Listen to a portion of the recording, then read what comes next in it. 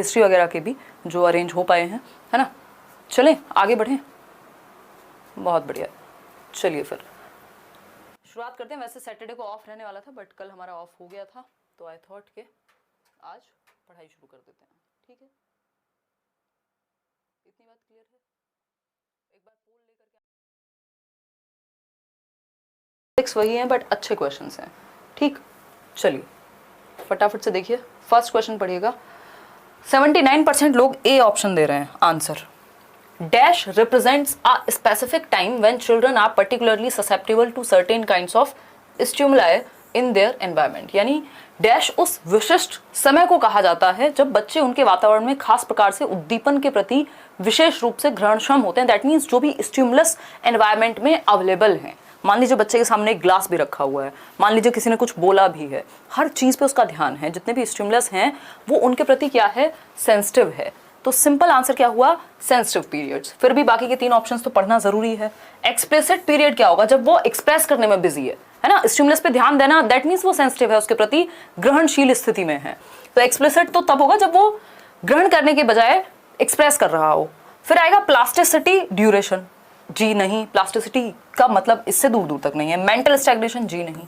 Answer क्या होगा, sensitive period यानी सेंसिटिव अवधि। अगर ये लैंग्वेज के लिए बात होती तो हम कहते हैं कि सेंसिटिव पीरियड, देखो अलग अलग चीज़ों के लिए अलग अलग सेंसिटिव पीरियड होते हैं। जैसे लैंग्वेज और सोशलाइजेशन के लिए अर्ली चाइल्डहुड यानी 2 से 6 वर्ष एक सेंसिटिव पीरियड है, एक संवेदनशील काल है कि बच्चे के सामने आप जो भी भाषा बोलेंगे वो उसको बहुत तेजी से उन स्टिमुलस को ग्रहण कर लेगा, राइट। आगे बढ़ते हैं नेक्स्ट क्वेश्चन पे। यहाँ आंसर है सेंसिटिव पीरियड। क्वेश्चन नंबर 2 देखिए एक बार, वही जो आपके स्टेटमेंट और असर्शन वाले क्वेश्चंस हैं, ठीक। अगर हम बात करते हैं असर्शन की, यानी ए एक स्टेटमेंट है, उसके बाद उसका रीजन गिवन है, तो ये रीजन सही भी है कि नहीं ये आपको यहाँ पढ़ के सोचना है। असर्शन क्या है, कथन क्या है, comparisons among children can very accurately assess a child's developmental progress, यानी कि बच्चे के विकास की प्रगति, यानी बच्चे को अगर आप कंपेयर कर रहे हैं, अगर आपको ये असेस करना है कि कितना विकास हुआ है तो आप उसको कंपेयर करिए बाकी बच्चों से, इससे उसका सही प्रोग्रेस का पता लग जाएगा। कंपैरिजंस को हम हमेशा अवॉइड करते हैं किसी भी क्वेश्चन में, ये बिल्कुल भी चाइल्ड सेंट्रिक नहीं है, ठीक है। फिर आते हैं, मतलब ये गलत हो गई बात। फिर आते हैं नेक्स्ट पे। नेक्स्ट जो ऑप्शन है इसका जो रीजन दिया है कि कंपैरिजन करने से आपको बच्चे की प्रोग्रेस का पता चलेगा, उसकी डेवलपमेंटल प्रोग्रेस का पता चलेगा, इसका रीजन इन्होंने दिया है because the pattern and sequence of development as well as the rates of development are the same for all children universally, मतलब कि विकास का स्वरूप एवं अनुक्रम एवं दर सब दुनिया के सारे बच्चों के लिए सेम होते हैं, यूनिवर्सल होते हैं। ये हमने एक डेवलपमेंट का प्रिंसिपल पढ़ा है कि जो डेवलपमेंट है वो यूनिवर्सल है, सार्वभौमिक है। दुनिया में सारे बच्चे एक ही सीक्वेंस से, एक ही ऑर्डर से होकर के गुजरते हैं, बट इसमें एक वर्ड का कैच है जो मैंने बहुत बार आपके साथ डिस्कस किया है कि रेट सेम नहीं हो सकता। सीक्वेंस कैन बी सेम, भाई इन्फेंसी के बाद अर्ली चाइल्डहुड ही आएगा दुनिया के हर बच्चे के लिए, चाहे कजाकिस्तान का बच्चा हो, इंडिया का बच्चा हो, अफगानिस्तान का हो, यूएस का हो, यूरोप का हो, सीक्वेंस सेम रहेगा। आपका जो जन्म से 2 वर्ष का बच्चा है वो इन्फेंसी में है, फिर उसके बाद वो अर्ली चाइल्डहुड में जाएगा, लेटर चाइल्डहुड में जाएगा, एडोलेसेंस में जाएगा। ऐसा नहीं होता पहले एडोलेसेंस में चला गया फिर चला जाएगा अर्ली चाइल्डहुड में। सीक्वेंस है, पूरी दुनिया में सेम है, यूनिवर्सल है, ठीक बात है। जो पैटर्न है वो सबके लिए सेम है। ऐसा तो नहीं है बच्चा पहले दौड़ना शुरू कर देगा, बाद में खड़े होना शुरू करेगा, बाद में चलना शुरू करेगा। पहले बच्चा घिसट के चलना, जिसको हम क्रॉलिंग कहते हैं, वो शुरू करेगा, फिर खड़े होना शुरू करेगा, फिर चलना शुरू करेगा, फिर भागना शुरू करेगा। ये पैटर्न दैट मीन्स सबके लिए सेम है, लेकिन रेट सबके लिए सेम नहीं हो सकता। हो सकता है 2 बच्चे जो सेम एज के हैं, किसी में जल्दी बोलना आ जाए, किसी को कोई जल्दी चलना शुरू कर दे दूसरे वाले से, तो दर जो है वो इंडिविजुअल डिफरेंसेस होते हैं दर में, ना कि यूनिवर्सल होती है। तो यूनिवर्सल नहीं हो सकती, इस एक वर्ड की वजह से ये गलत हो गया, नहीं तो रीजन सही था, है ना। तो हम कहेंगे both A and R are false. देखो कितनी गलतियां कर रहे हैं लोग, 37% ने सिर्फ आंसर सही दिया, और ये पहला चैप्टर है डेवलपमेंट का। अगर आपने सिर्फ मैराथन भी देखी होती, चाइल्ड डेवलपमेंट की जो पेडागोजी की मैराथन है, तब भी आप ये गलत नहीं करते। एक्चुअली चक्कर क्या है, जो टॉपिक हमें आते हैं उन्हें हम इतना फॉर ग्रांटेड लेते हैं, हमें लगता है अरे ये तो पता है, कुछ और बताओ नया आगे का, है ना। और जबकि मेजोरिटी जो क्वेश्चन है वहीं से आने हैं। डेवलपमेंट, दुनिया का कोई पेपर होगा जिसमें डेवलपमेंट से क्वेश्चन ना आए, लेकिन अगर इस तरह से पूछेगा तो हम घबरा जाएंगे। 40% भी आंसर सही नहीं दे पा रहे। ज्यादातर लोग ए ऑप्शन कह रहे हैं कि both A and R true and R the correct explanation. ये रेट क्यों नहीं पढ़ रहे हो आप, हैं? चलें आगे, चलते हैं नेक्स्ट क्वेश्चन पे चलते हैं। क्वेश्चन नंबर 3 देखिएगा एक बार। Secondary socialization maps the period in dash when the child begins to attend formal institutions such as the school. यानी बच्चों का द्वितीयक सामाजिकरण डैश की अवस्था में प्रारंभ हो जाता है जब वह स्कूल जैसे औपचारिक संस्थानों में जाना शुरू कर देता है। हमें पता है स्कूल एज जनरली 7 वर्ष 6 वर्ष तो मिनिमम है ही, पहली क्लास में बच्चा जाएगा, कि स्कूल एज फॉर्मली तो तब होगी। तो यहाँ कहीं भी ऑप्शन हमारे पास लेटर चाइल्डहुड नहीं है, इन्फेंसी हो नहीं सकता, एडोलेसेंस हो नहीं सकता, क्योंकि इसमें थोड़े ना वो स्कूल जाना शुरू कर रहा है, उससे पहले जाना शुरू कर चुका है एडोलेसेंस से। इन्फेंसी में स्कूल जाता नहीं है, जन्म से 2 वर्ष के बच्चे को कौन से स्कूल भेजोगे। आजकल खैर माहौल अलग है, लेकिन अर्ली चाइल्डहुड वो पीरियड है जो कि 65% आंसर सही भी आ रहे हैं आपके। अर्ली चाइल्डहुड यानी जन्म से नहीं 2 से 6 वर्ष की अवस्था, वो अवस्था है जहां पे वो एटलीस्ट प्ले वे में तो जाने ही लगेगा और 6 वर्ष तक आते आते पहली कक्षा में भी चला जाएगा। ठीक है, तो हमें ऑप्शंस के अकॉर्डिंग कई बार आंसर करना होता है। तो यहाँ पे बेस्ट ऑप्शन क्या है? Early childhood. पारंपरिक नहीं कहेंगे, ये पेपर में भी ऐसे ही आया था, पारंपरिक ही लिखा हुआ, लेकिन इसको पूर्व बाल्यावस्था कहते हैं, पूर्व बाल्यावस्था। ठीक, जब वो पहली बार घर से निकल करके बाहर की दुनिया में कदम रखता है, 4 बच्चों के साथ मिलता है, दैट मीन्स सेकेंडरी सोशलाइजेशन उसका शुरू हो जाता है। गौड़ सामाजिकरण प्राथमिक कब होगा? जन्म से इन्फेंसी या 3 साल तक मेनली उसका सेल्फ का कॉन्सेप्ट बनता है, उस दौरान प्राइमरी चाइल्डहुड ही प्राइमरी सोशलाइजेशन का ही मेन रोल रहेगा, वो जो कि फैमिली से होगा। मिडिल चाइल्डहुड तो कहीं 8 से 11 के बीच आता है, तो इसको तो वैसे भी हम कंसिडर नहीं कर सकते, लेटर होता है एक बार को तो सोचते।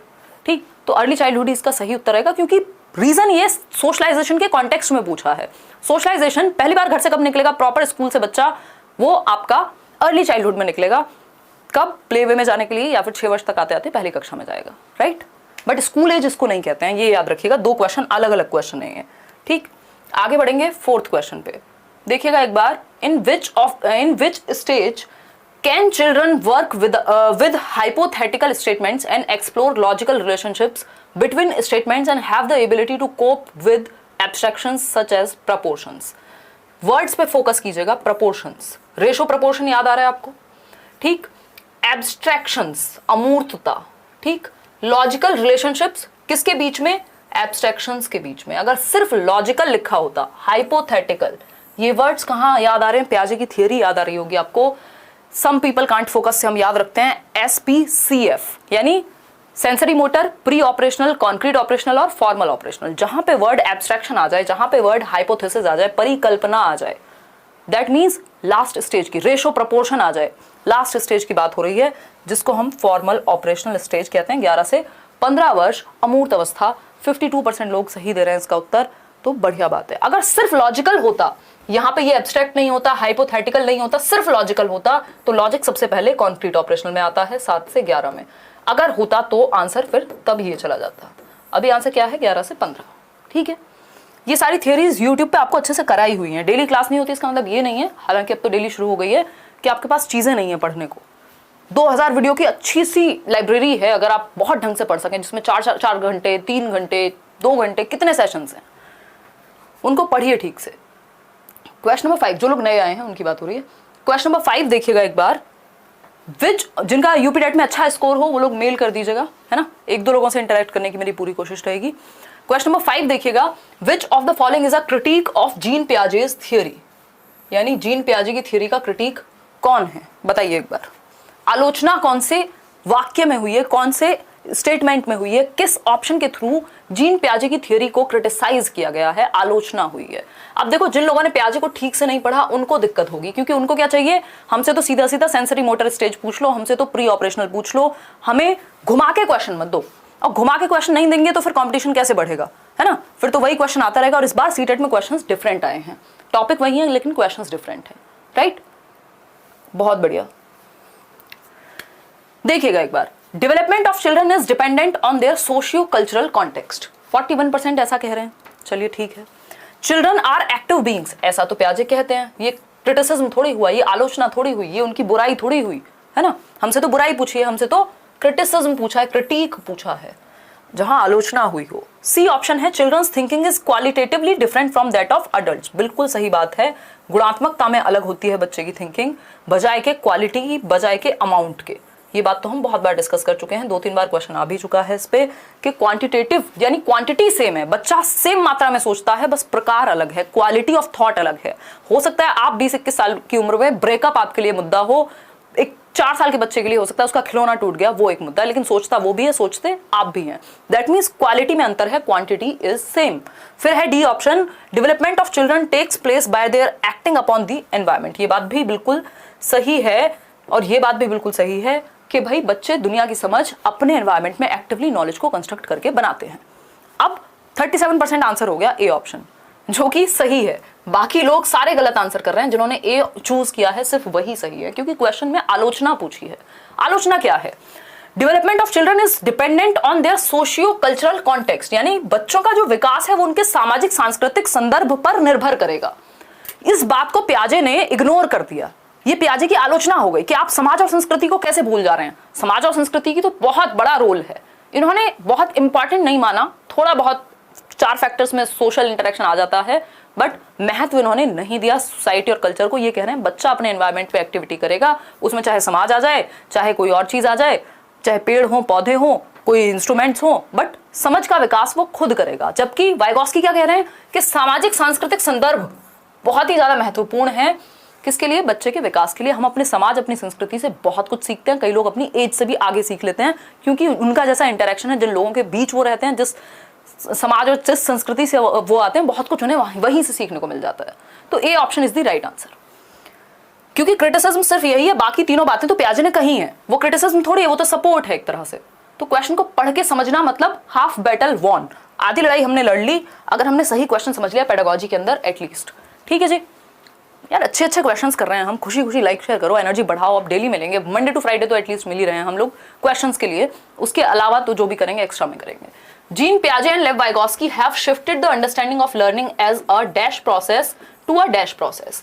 जीन पियाजे और लेव वाइगॉस्की ने सीखने की समझ को डैश प्रक्रिया से डैश प्रक्रिया में स्थानांतरित किया है, यानी किस प्रक्रिया से किस प्रक्रिया में स्थानांतरित किया है। जिन लोगों ने जल्दबाजी में आंसर किया, जो कि 61%, 61% इतनी जल्दी में, उन्होंने देखा पियाजे वाइगॉस्की मतलब एक्टिव मतलब आंसर।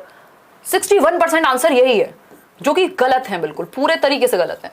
सिर्फ 40% आंसर्स आपके सही हैं। अब 40 भी अब हो गए।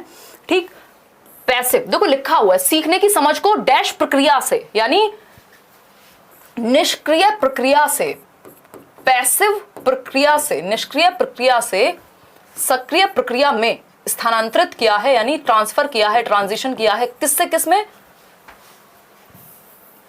Passive learning as a passive process to learning as an active process में। Have shifted the understanding of learning as a, किससे किस में? क्वेश्चन ने पूछा क्या है उस पर आंसर डिपेंड करेगा। अगर पूछा होता कि एक्टिव प्रोसेस में है और पैसिव से शिफ्ट किया है, तो उत्तर बदल जाता है, ये आगे चला जाता है, ये पीछे आ जाता। तो क्वेश्चन कैसे पूछा है, लैंग्वेज पे ध्यान दीजिए। और लैंग्वेज अच्छी कब होगी? जितने ज्यादा क्वेश्चंस पढ़ोगे अच्छे से। मतलब ये नहीं कि आप 10,000 क्वेश्चन का सेट लगा लो, है ना। मैं आपको शीट्स दे देती हूँ 10,000 क्वेश्चन की, खूब भर भर के कर लो। बट अगर अंडरस्टैंडिंग 1000 क्वेश्चन की भी नहीं है, तो आप सिर्फ सही और गलत का उत्तर ढूंढेंगे। वो अंडरस्टैंडिंग डेवलप आपकी हो सकता है 15 क्वेश्चन से हो जाए, अगर आपने ढंग से समझे तो। वो 15 क्वेश्चन की अंडरस्टैंडिंग आपको 500 क्वेश्चन में हेल्प कर सकती है। ठीक है, तो आंसर क्या है? B option. ठीक, मैकेनिकल बिहेवियरिस्टिक, बिहेवियरिस्टिक मैकेनिकल तो कहीं से कहीं तक होगा ही नहीं।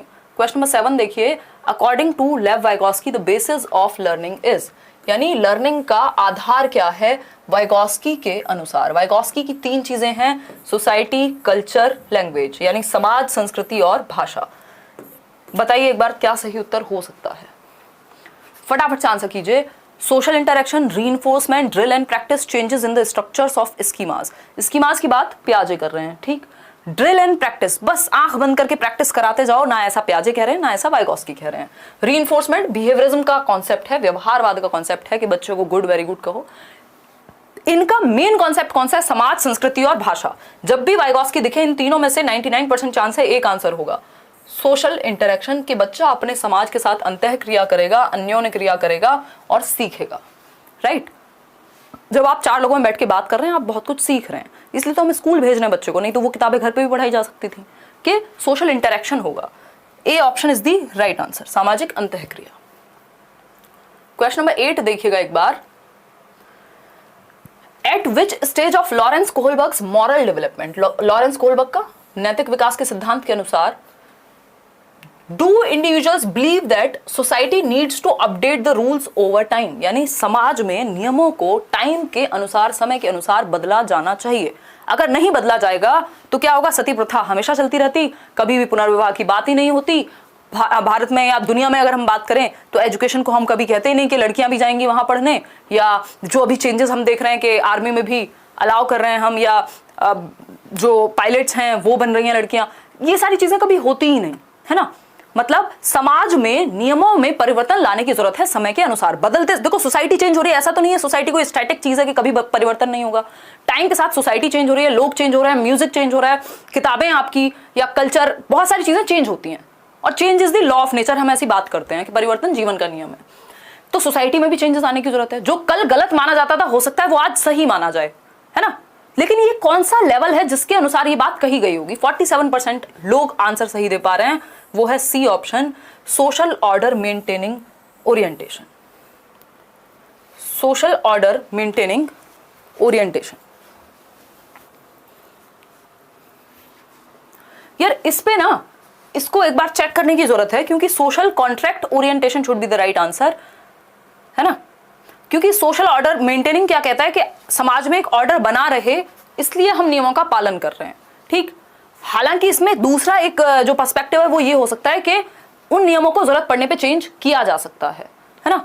लेकिन मोस्ट प्रोबेबली जो आंसर है वो सामाजिक अनुबंध अनुविन्यास होना चाहिए। तो एक काम करना, इस पे स्टार मार्क कर लेना, मैं इसको एक बार फिर से रीचेक करूंगी और तब इस पे चर्चा करेंगे, ठीक है। क्योंकि ये क्या होता है, इसकी स्टेजेस में थोड़ा सा लैंग्वेज में अंतर करेंगे। इसको लॉ एंड ऑर्डर कहते हैं वैसे तो, लेकिन इन्होंने लॉ एंड ऑर्डर कहा नहीं है, तो ये सोशल ऑर्डर कह रहे हैं, दैट मीन्स बन सकती है बात। तो एक काम करो, इसको स्टार मार्क कर लो, कल डिस्कस करेंगे इस पे एक बार। सोशल कॉन्ट्रैक्ट ओरिएंटेशन जो है यहाँ ज्यादा बेहतर ऑप्शन है, अगर मैं सी के मुकाबले देखूं। सी गलत नहीं है बट डी ज्यादा बेहतर है, तो इसको मार्क कर लो कल के लिए। बाकी के दोनों तो पॉसिबल ही नहीं है, गुड बॉय गुड गर्ल तो होगा ही नहीं। फिर है question number 9, Which of the following is a correctly matched pair of the type of intelligence and the end state possibilities as per theory of Howard Gardner? Gardner की theory के according कौन सा एक एंड स्टेट हो सकता है किस एक इंटेलिजेंस का।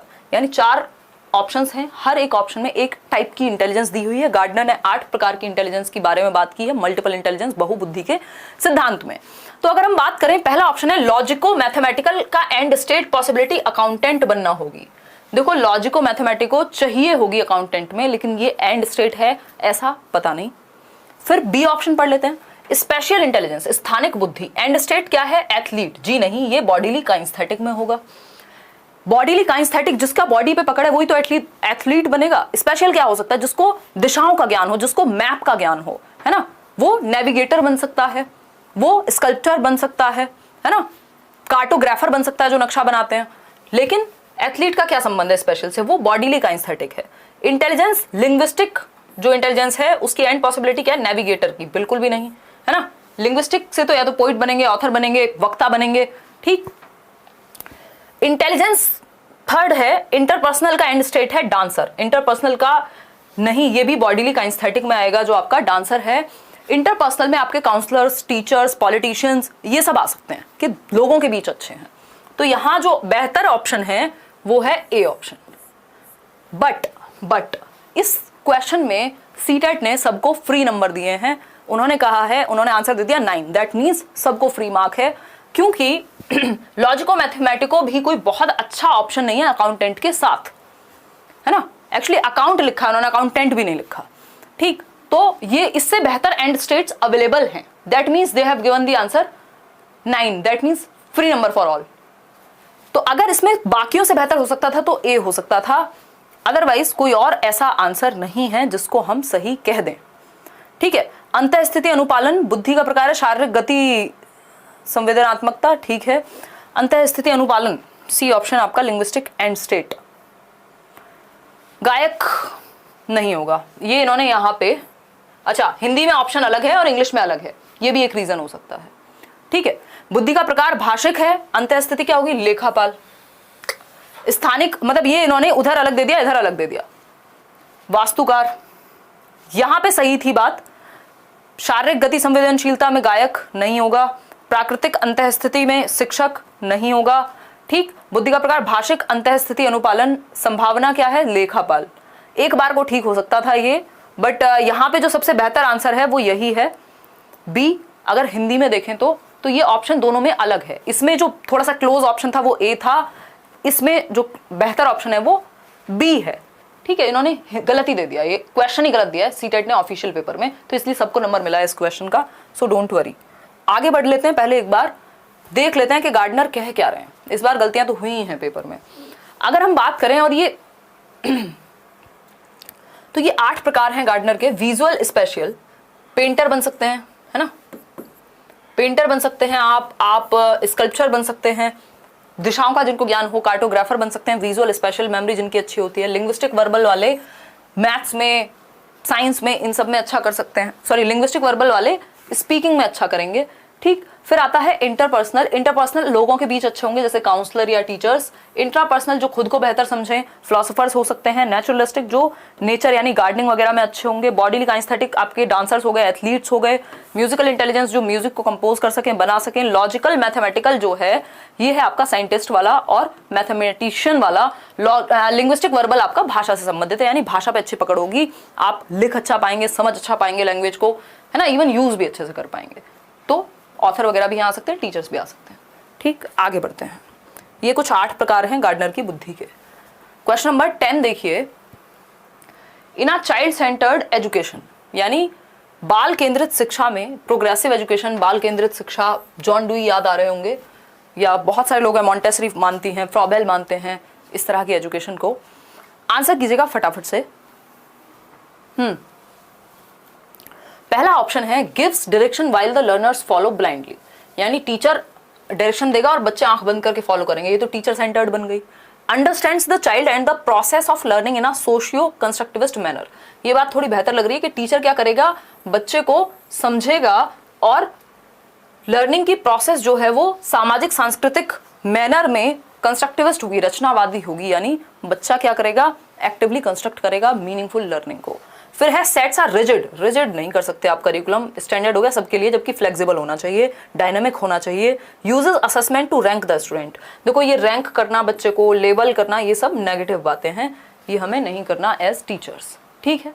तो एक ही उत्तर सही है जिसको हम बी कह रहे हैं, 91% आंसर सही भी हैं आपके। बहुत क्वेश्चन आते हैं इस पे, स्पेशली सीटेट वगैरह में। क्वेश्चन नंबर 11 देखिए, चाइल्ड सेंटर्ड पे, ये है न्यू एजुकेशन पॉलिसी से संबंधित question. According to national education policy NEP 2020 the progress card of the students communicated to the parents would be, यानी NEP 2020 के अनुसार एक प्रोग्रेस कार्ड या आपका जो रिजल्ट बनेगा वो किस बेसिस पे बनेगा, ये पूछा है हमसे, ठीक है। बताइए एक बार।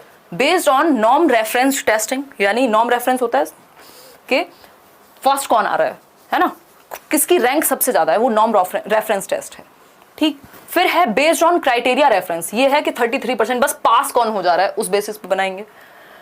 अ reflection of relative performance of students in comparison to classmates, दूसरों से कंपेयर करके बनाएंगे, जी नहीं। बेस्ट ऑप्शन क्या है, डी ऑप्शन है, जो कि 60% लोग सही दे रहे हैं। A reflection of the progress as well as the uniqueness of the student, यानी विद्यार्थी की प्रगति व विशिष्टता को प्रतिबिंब करें, मतलब एक स्कोर कार्ड ऐसा होगा जो रिफ्लेक्ट करे बच्चे की प्रोग्रेस पे भी कि कितना उसने बेहतर किया है, प्रगति कितनी की है। दूसरा, उसके अंदर विशेष योग्यता क्या है, यूनिकनेस क्या है, वो किस फील्ड में अच्छा कर सकता है।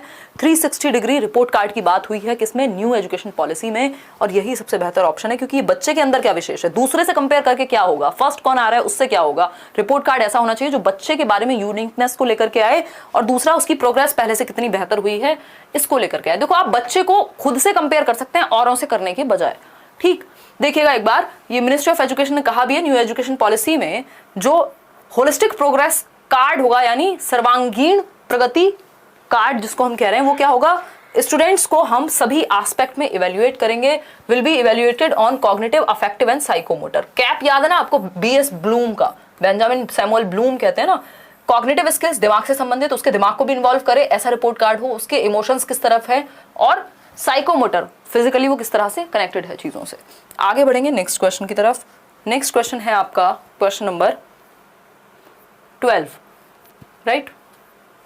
देखिएगा 20 क्वेश्चंस करने वाले हैं आज, किस दिन 20 करेंगे, किस दिन 30 करेंगे, किस दिन 15 भी करेंगे, ठीक। नंबर ऑफ क्वेश्चंस से ज्यादा फोकस कीजिएगा कि आपकी अंडरस्टैंडिंग उस टॉपिक की बन रही है कि नहीं बन रही है, नहीं तो नंबर ऑफ क्वेश्चंस हर किताब में, पता नहीं कितनी शीट्स मैंने आपके साथ शेयर की हुई हैं, प्रीवियस पेपर्स में, कहीं से भी कर लीजिए आप, ठीक है जी।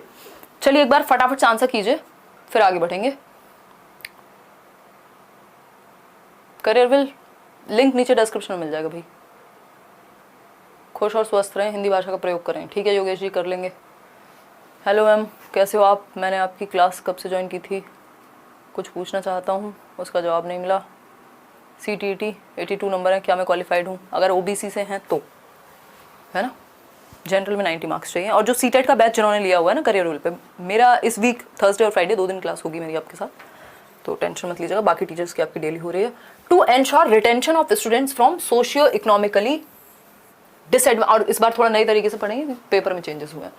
To ensure retention of students from socio economically disadvantaged groups, national education policy 2020 progresses the curriculum and pedagogy should B.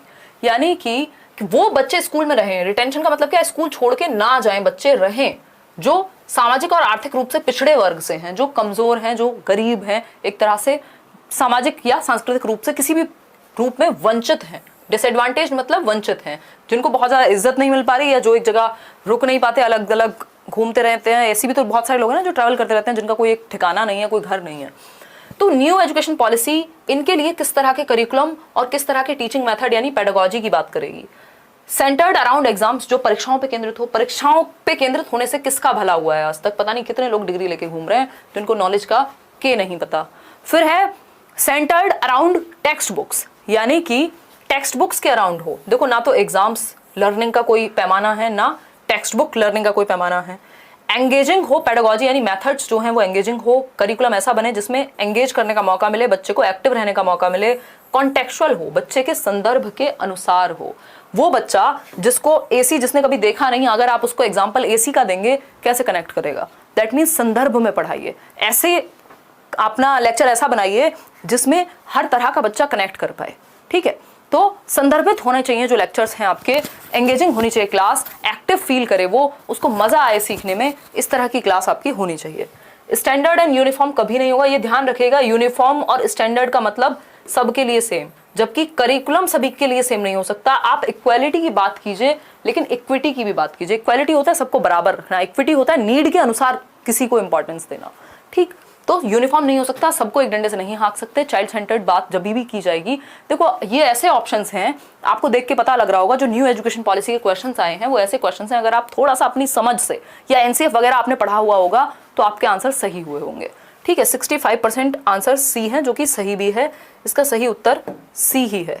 ठीक है, right answer is your C option. Question number 13 देखिएगा एक बार। Sex is dash while gender is dash. पता नहीं कितनी बार हमने डिस्कस किया है, आई थिंक यूट्यूब पे we were the first one जब हमने बात की कि जेंडर और सेक्स में डिफरेंस क्या है। बहुत कंफ्यूजन रहती थी लोगों को।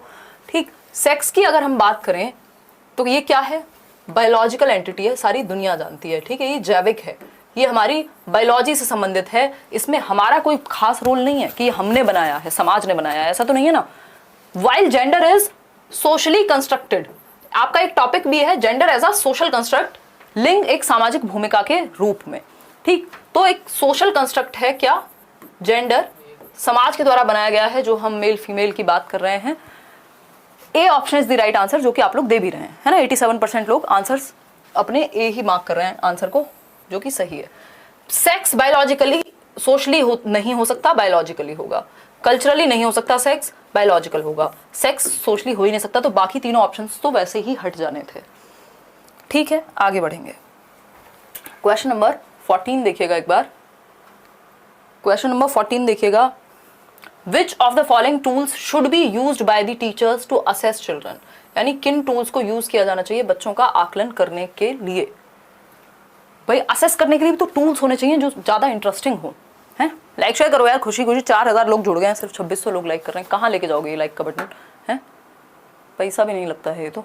2021 का ऑल CDP पेपर करा दीजिएगा, बिल्कुल करा देंगे। फॉलो कर लो, ये सीरीज इसी में कवर हो जाएंगे। और बताओ, नए तरीके के सारे क्वेश्चन, चाहे वो D+B के हों, CTET के हों, सब कवर हो जाएंगे। Which of the following tools should be used by the teachers to assess children. Working groups, हाँ ग्रुप्स में सीखना, कोऑपरेट करके सीखना हमेशा अच्छा रहेगा बच्चे के लिए। ये ऑप्शन हमेशा याद रखिएगा। जहां सहयोग की बात आएगी दैट मीन्स बात सही है। क्लासरूम पार्टिसिपेशन, कक्षा में भागीदारी, बिल्कुल पार्टिसिपेट करना चाहिए बच्चे को क्लास में। पोर्टफोलियोज से बच्चे की प्रोग्रेस का, उसके इंटरेस्ट का, उसकी यूनिकनेस का पता लगेगा। इसमें सारी एक फाइल होती है पोर्टफोलियो, जिसमें सब कुछ है बच्चे के बारे में, उसकी अचीवमेंट्स हैं। प्रेजेंटेशंस के थ्रू आप सिखा सकते हैं या असेस कर सकते हैं। तो चारों ही बातें ठीक हैं। D option is the only right option over here. 66% लोग सही उत्तर दे रहे हैं। आगे बढ़ेंगे नेक्स्ट क्वेश्चन पे। नेक्स्ट क्वेश्चन है 15th। Which of the following statements about language and cognitive development is correct? यानी कि कौन सा एक स्टेटमेंट भाषा और संज्ञान के बारे में सही है। भाषा और संज्ञान समझते हैं ना, मेंटल एबिलिटीज का डेवलपमेंट, मानसिक क्षमताओं का विकास, जिसमें हमारा सोचना, समझना, सीखना, अंडरस्टैंड करना, मेमोरी, परसेप्शन, इमेजिनेशन, ये सब आते हैं। ठीक, तो लैंग्वेज और कॉग्निशन के बारे में कौन सी एक बात सही है? देखिएगा, language plays an important role in cognitive development. भाषा की संज्ञानात्मक विकास में महत्वपूर्ण भूमिका होती है। बात सुनने में ठीक लग रही है, कोई ऐसी दिक्कत नहीं लग रही, इस पर चर्चा बाद में करेंगे, पहले चारों ऑप्शन पढ़ लेते हैं। Language does not play any important role in cognitive development. ऐसा कोई भी समझदार व्यक्ति नहीं कह सकता कि लैंग्वेज का कोई रोल नहीं है ना। प्याजे की थ्योरी में खैर नहीं है रोल। नाजिया हसन कह रही है, hello ma'am, thank you so much, I qualified paper 1 with 104 marks in first attempt bye because of you, please guide for second paper, thank you, love you ma'am. Thank you so much Nazia, ये बात आप super chat करके बता रही हैं। Nazia, paper 2 के लिए आप सिर्फ एनसीईआरटीज पढ़िए, चाहे आपका एसएसटी है, चाहे मैथ्स है, चाहे साइंस है, 6 to 8 की पढ़ लीजिए और सिर्फ प्रीवियस ईयर। इवन जो इस साल के ऑनलाइन पेपर आए हैं उतना भी कर लेंगे तो मुझे लगता है एनफ हो जाएगा, है ना। और बाकी तो 3 सब्जेक्ट कॉमन ही है, जैसे आपने हिंदी, इंग्लिश और सीडीपी तैयार किया है, वही पेपर 1 में कॉमन है, तो वही आपको हेल्प कर जाएगा। ठीक, तो आपको सिर्फ 60 नंबर की तैयारी करनी है।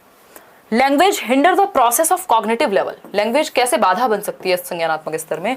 Language and cognitive development are independent process, यानी एक दूसरे से स्वतंत्र हैं, एक दूसरे पर निर्भर नहीं है, कोई संबंध नहीं है, ऐसा नहीं कह सकते। मोस्ट ऑफ द साइकोलॉजिस्ट या लिंग्विस्ट ये बात मानते हैं कि language plays an important role in cognitive development, यानी भाषा का संज्ञान के विकास में बहुत ज़्यादा अहम रोल है, अहम भूमिका निभाती है भाषा जब बात आती है कॉग्निटिव डेवलपमेंट की। मैं और आप कैसे बात कर रहे हैं, अभी भाषा से ही कर रहे हैं। आपकी और मेरी समझ कैसे विकसित हो रही है, भाषा का बहुत बड़ा रोल है उसमें, है ना। अगर हम कन्वे ही ना कर पाए, चाहे लिख के, बोल के, सुन के, पढ़ के, तो कैसे समझ विकसित होगी? तो हम कह सकते हैं language plays an eminent role in development of your cognitive skills. ठीक, ऐसा लैंग्वेज को टूल भी कहा है वाइगोस्की ने, हर कोई कहेगा, और कहा भी जाता है जिन लोगों को ज्यादा भाषाएं आती हैं, 2 या 2 से अधिक भाषाएं आती हैं, उनका कॉग्निटिव डेवलपमेंट अच्छा होता है, उनका संज्ञानात्मक विकास अच्छा होता है, उनकी सोचने, समझने, तर्क करने की क्षमता अच्छी होती है। ये बिल्कुल क्लियरली एविडेंट बात है।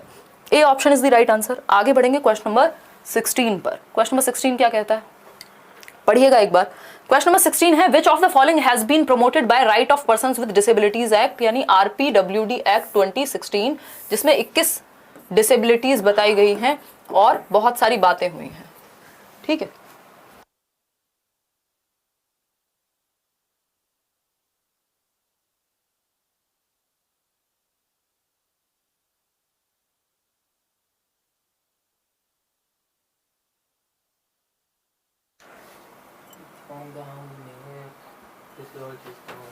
देखिए, compulsory special education for persons with disabilities, यानी कंपलसरी स्पेशल एजुकेशन। स्पेशल कहाँ यार, इंक्लूसिव एजुकेशन की बात हो रही है। स्पेशल तो ये हो गया सिर्फ अलग से उन्हीं लोगों को बिठा के पढ़ाओ, इंक्लूसिव की बात हो रही है, स्पेशल की नहीं हो रही।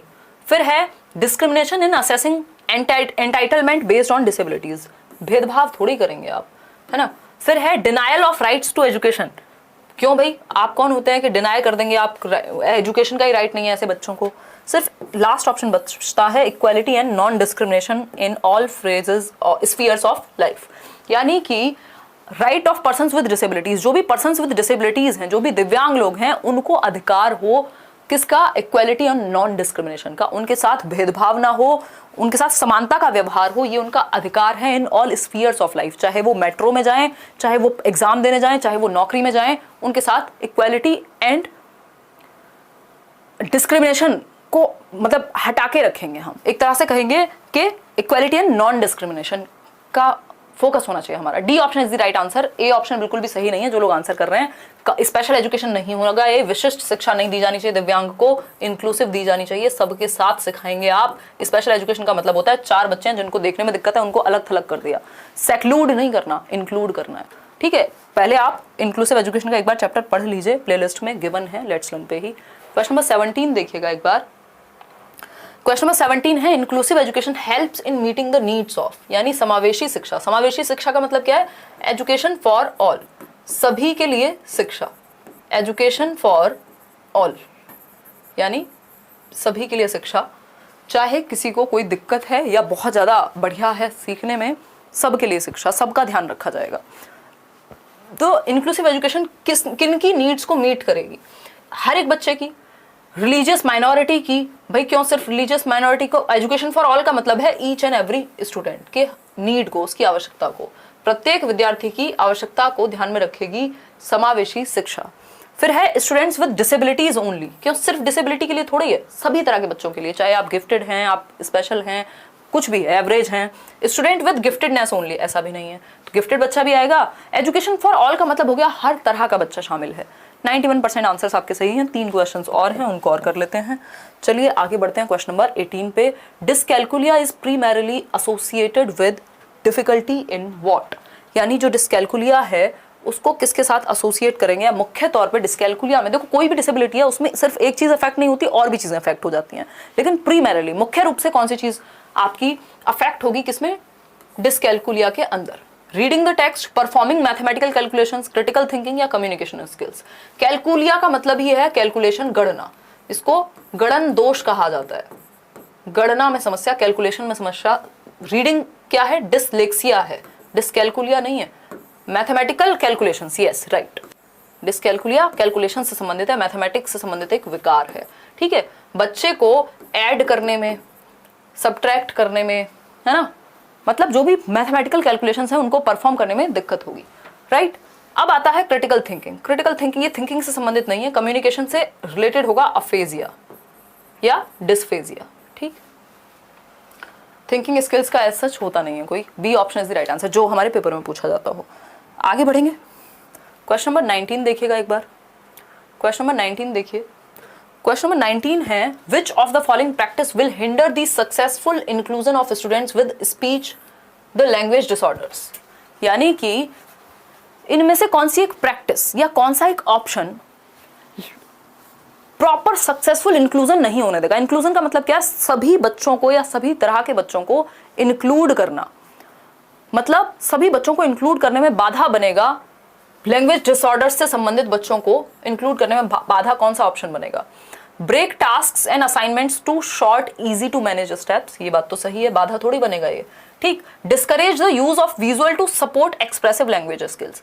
यानी आप लैंग्वेज डिसऑर्डर अगर किसी को है तो आप कह रहे हैं कि विजुअल्स हटाई दो, जो पिक्चर्स के थ्रू सिखाना है उसको हटाई दो। क्यों, क्या दिक्कत है भाई?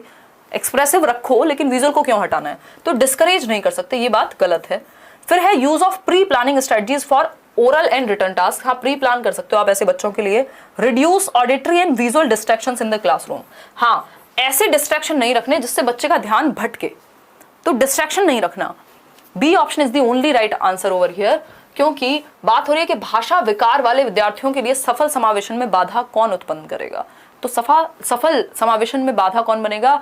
अगर आप बच्चों को दृश्य श्रव्य सामग्री हटा ही लेंगे और कहेंगे सिर्फ बोल के ही समझाना है तो दिक्कत हो जाएगी, है ना। क्योंकि देख करके समझ, जिसको ऑलरेडी स्पीच डिसऑर्डर है या लैंग्वेज डिसऑर्डर है, मान लीजिए उसको बोल करके कम समझ में आता है, देख के ज्यादा आता है, तो फिर वो भी तो जरूरी है ना। तो B option is the right answer. Last question पे चलेंगे फटाफट से।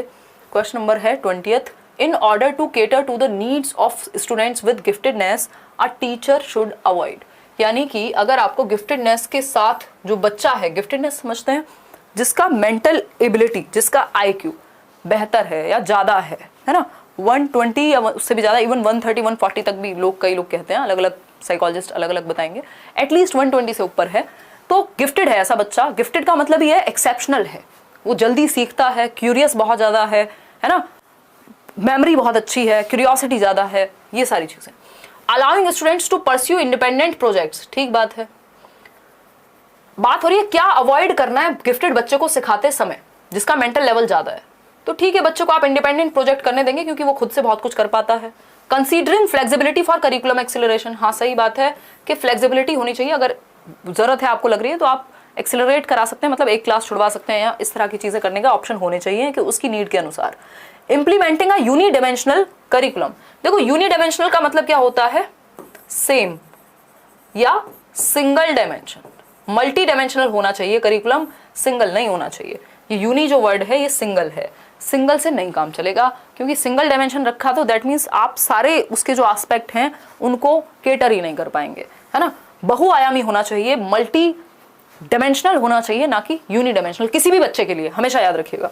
प्रोवाइडिंग स्टिमुलेटिंग एनरिचमेंट एक्टिविटीज, ये जरूरी है। एनरिचमेंट प्रोग्राम्स चलाए जाते हैं ऐसे बच्चों के लिए जिनको हम संवर्धन गतिविधियां कहते हैं, कि अलग से कुछ प्रोग्राम हो गया, कोई एक्टिविटी हो गई इनके लिए, और कुछ स्पेशल क्वेश्चंस आपने निकाल दिए, कोई एक्टिविटी करा दी जो स्पेसिफिकली इन बच्चों के लिए है, ठीक। क्योंकि ये बोर हो जाएंगे अगर इनको थोड़ा चैलेंजिंग टास्क नहीं मिलेंगे तो, क्योंकि इनका मेंटल लेवल ज़्यादा होता है, ये अगर इनको काम इनके एबिलिटी के अनुसार नहीं मिलेगा तो ये जल्दी बोर हो सकते हैं, ठीक। तो सी ऑप्शन सही है, क्योंकि यही गलत है और पूछा ही गलत है, इसीलिए गलत ही सही है, ठीक है। C option is the right answer, क्योंकि यूनिडायमेंशनल किसी बच्चे के लिए नहीं हो सकता, मल्टी डायमेंशनल होना चाहिए बच्चों की नीड्स के अनुसार, ठीक है।